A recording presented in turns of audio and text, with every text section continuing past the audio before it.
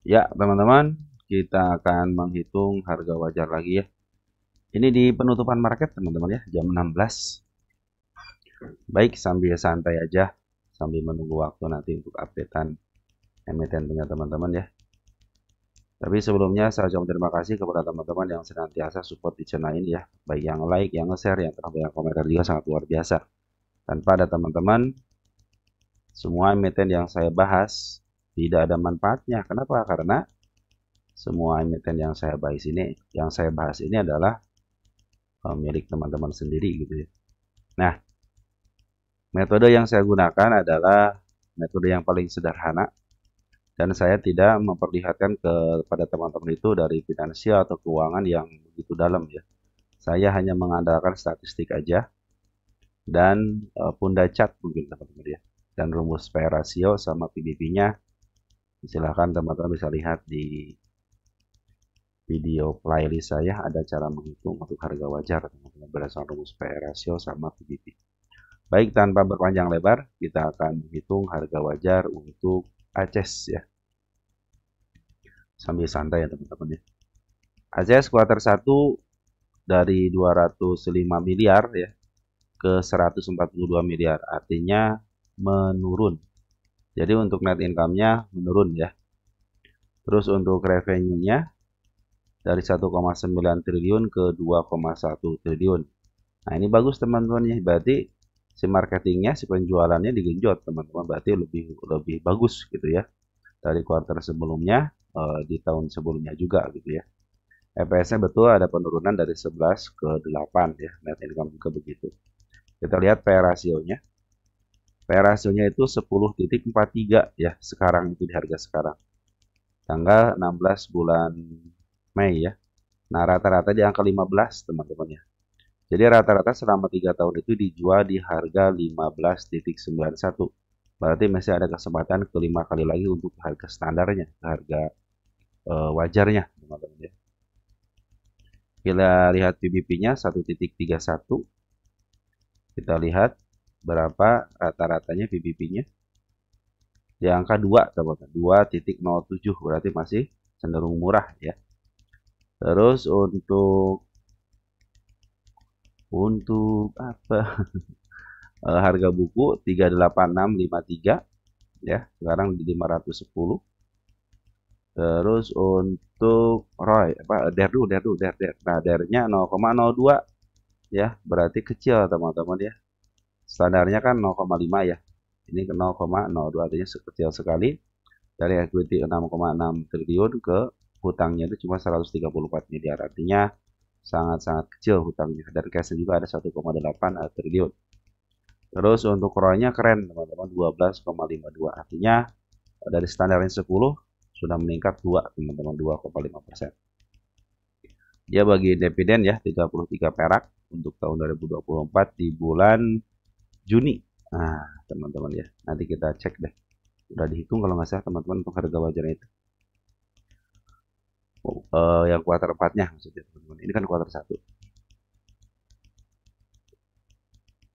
Baik, kita hitung berapa EPS-nya untuk GTM-nya di angka 48,41 teman-teman ya. 48,41. Cek and cek lagi. 48,41 dikalikan dengan PR rasio rata-ratanya 15,91. 15,91.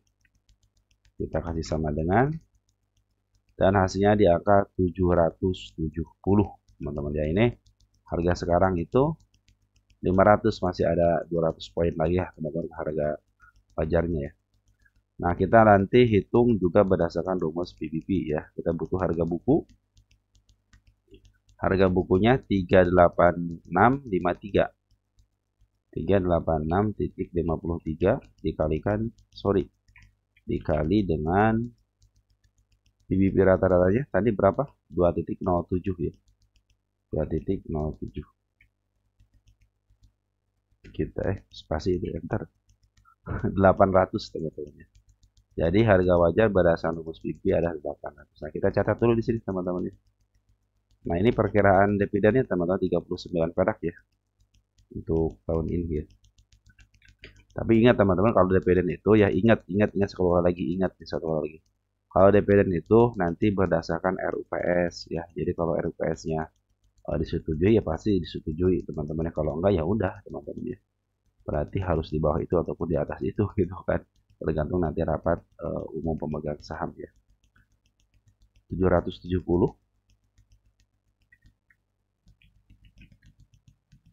ini di angka 800 pas ya. 800 pas.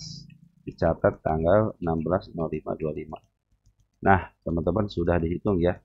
Jadi untuk kuartal 1 menurun ya dari 860-an ke angka 770 teman-teman ya. Seiring dengan menurunnya net income sama EPS ya teman-teman. Oke.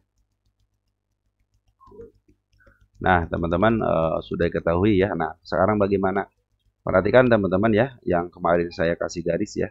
Ini kan saya kasih akses itu untuk simulasi lah, simulasi apabila ada penurunan sampai ke level 20 average, terus nanti average lagi yang kedua kali ini simulasinya teman-teman ya.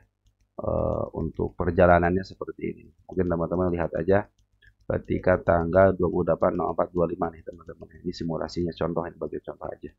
Nah, kembali sudah kasih tanda nih untuk tanda kenaikan sudah ketembus dengan baik.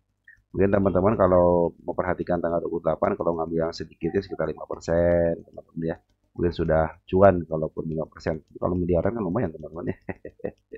Kenapa kita pinginnya gainnya gede teman-teman ya? Karena modal kita kecil. Tapi kalau teman-teman modalnya besar dengan gain cuma 5%, 6%, itu berasa banget teman. Makanya kita harus bersyukur dengan apa yang kita dapat.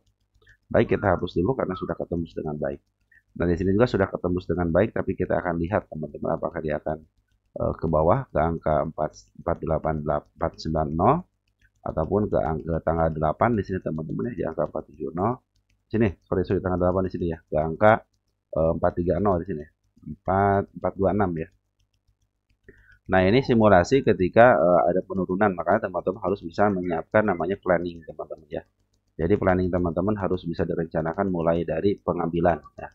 Nanti untuk take profit juga teman-teman sudah saya jelaskan targetnya ke sini teman-teman ke angka 945 teman-teman ya untuk harga yang saya berikan. Tapi teman-teman terserah mau ngambil ke angka 745 ataupun di angka 770 silahkan.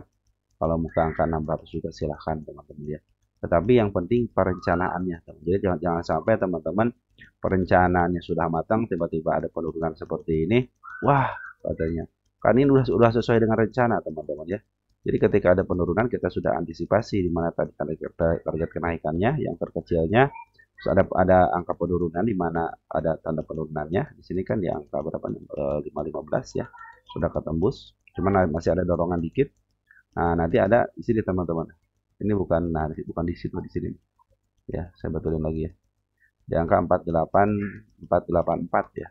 Nah, nanti ketika average nanti contoh sudah sampai 20%, nanti ngambilnya yang pernah saya jelaskan itu DMA 10 di bawah kanan menuju ke atas. Jadi walaupun 20% jangan ngambil dulu sebelum ada konfirmasi DMA 10 di bawah kanan menuju ke atas. Ini 2 kali pengambilan teman-teman kalau terjadi lagi penurunan sampai dalam gitu ya. Nah, sampai itu teman-teman ya, mungkin yang bisa saya sampaikan seperti itu untuk harga wajar si ACS ini di angka 770 cenderung menurun seiring dengan menurunnya EPS-nya teman-teman ya, ataupun net income sering menurun net income cenderung juga menurun untuk harga wajarnya. Nah, ini untuk informasi aja.